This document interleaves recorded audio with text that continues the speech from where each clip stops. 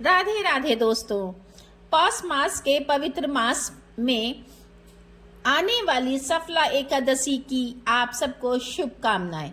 आज इस पवित्र एकादशी की मंगल बेला में हम परम भागवत श्री हरि विष्णु से यही प्रार्थना करते हैं कि आज की एकादशी का पालन करने वाले आप सभी भक्तों के जीवन में सुख समृद्धि और उनकी अत्यंत विशेष दुर्लभ भक्तिमय सेवा आपको प्राप्त हो। एकादशी तिथि के विषय में कहा गया है कि एकादशी तिथि शिशु वृंद की रक्षा के लिए जननी के समान है।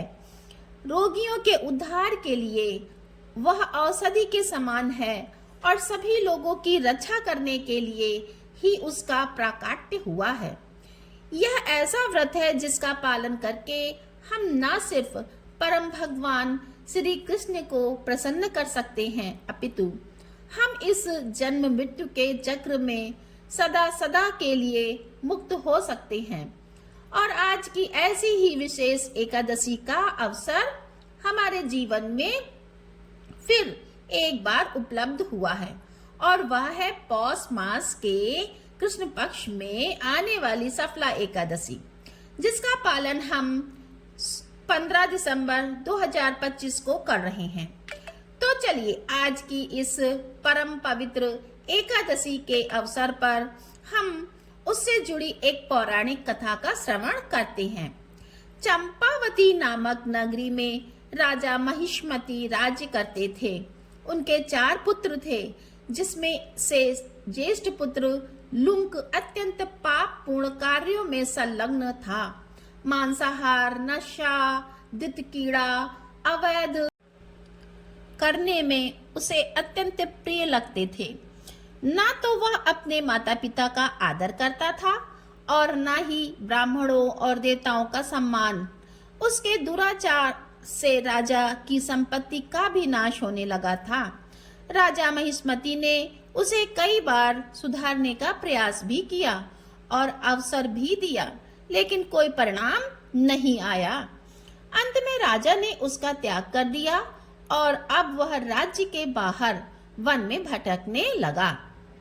अब ना तो उसके पास कोई धन संपत्ति थी और ना ही रहने के लिए आवास। पूरा दिन जंगल में भटकता रहा। दिन में जंगली जानवरों का शिकार करके उनका मांस भक्षण करता। एक बरगद के पेड़ के नीचे रहता और रात्रि में नगर में जाकर चोरी और डकैती करता। इस प्रकार कई दिन और महीने बीत गए। आखिर एक दिन पौष मास की सफला एकादशी आई। 10वीं की पूर्व संध्या को वह बरगद के पेड़ के नीचे सोने का प्रयास कर ही रहा था, लेकिन तीव्र ठंड और अल्प वस्त्र के कारण उसे नींद नहीं आई। शीतलहरों के कारण उसके दांत कपकपाने लगे और सूर्योदय होने तक वह अधमरा जैसा हो गया। अगले दिन एकादशी थी। शरीर की दुर्बलता के कारण वह किसी प्राणी का शिकार भी नहीं कर पाया, इसलिए संध्या तक वही पेड़ के नीचे बैठा रहा और अंत में कुछ इधर उधर से पेड़ों से गिरे हुए फल एकत्रित करके बड़ी मुश्किल से वापस बरगद के पेड़ के नीचे आ पाया। उस दिन न जाने क्यों, लेकिन वह अपने इस जीवन के लिए प्रायश्चित करने लगा था।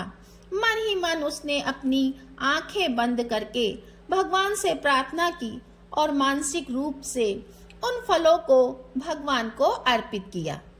और वह दिन था सफला एकादशी का।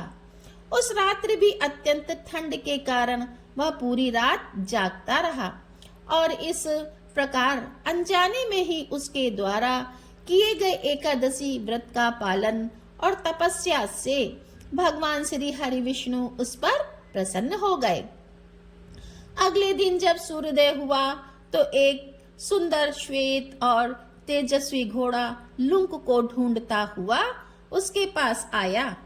उस समय आकाशवाणी हुई, जिसने कहा, हे लुंक, यह घोड़ा तुम्हारे लिए है।